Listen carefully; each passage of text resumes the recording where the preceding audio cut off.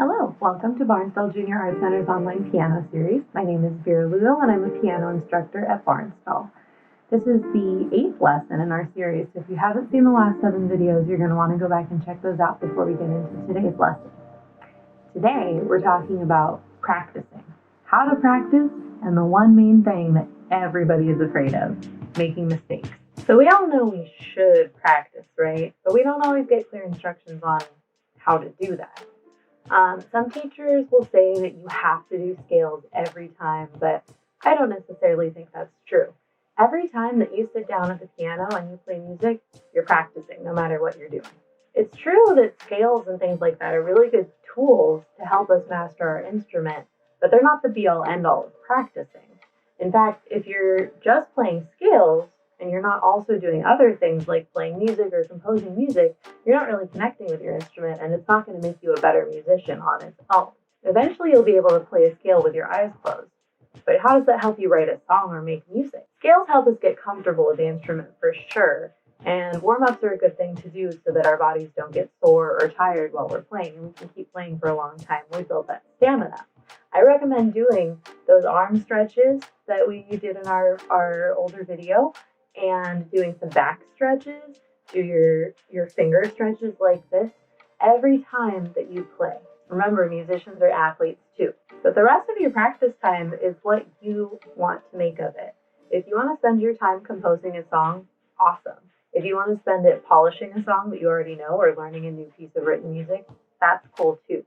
As long as you're making music and enjoying yourself, your practice time is worthwhile. Practice can be anywhere from 5 minutes to even hours potentially. It just depends on how you're feeling and what you're excited about, what you want to work on. It won't be helpful just to struggle through practice time if you're not enjoying yourself. But do remember that, like an athlete, you have to keep your muscles strong. You have to keep them primed and ready. You may not forget what you've learned if there's a lot of time between your practice sessions, but you will find that it gets harder to play. And we want it to be easier to play. Stay in practice. You might ask, what is playing well? It's really a relative term, and it's based on, again, how you're feeling. The most important thing is that you're happy with where you're at with it. That's why it's important not to get caught in the scariest trap of all, messing up. I'm going to tell you a secret. It's okay to make mistakes. No one in the world is born playing piano perfectly. Every single one of us makes mistakes, even in our lives outside of music, and that's totally okay. It's very human. You know what, actually? Like that improvising stuff we're talking about? Making mistakes can lead to creativity and new compositions even. It's impossible to mess up when you're improvising because it's just pure creation. All you're doing is making something up, and if you made something up, you did it right. But the same kind of goes for when we're practicing something that somebody else created. How would we ever find new things if we just did everything perfectly the first time we played it, right? That's not what music is about. Music is about feeling the music while you're playing it and putting something new into it every single time.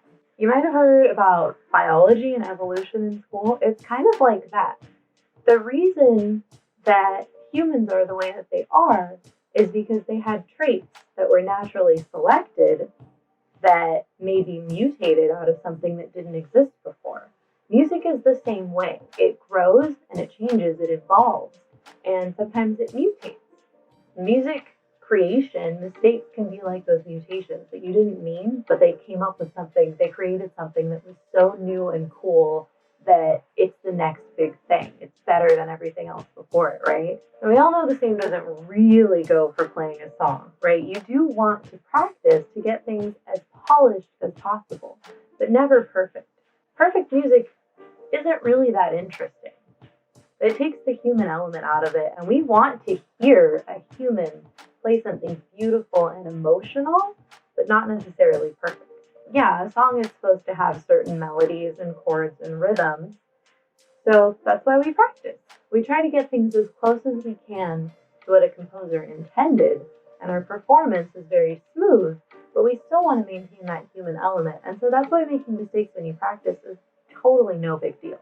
I recommend keeping a practice journal. You can keep it on your phone or a computer, or you can keep a physical journal. That's what I like to do.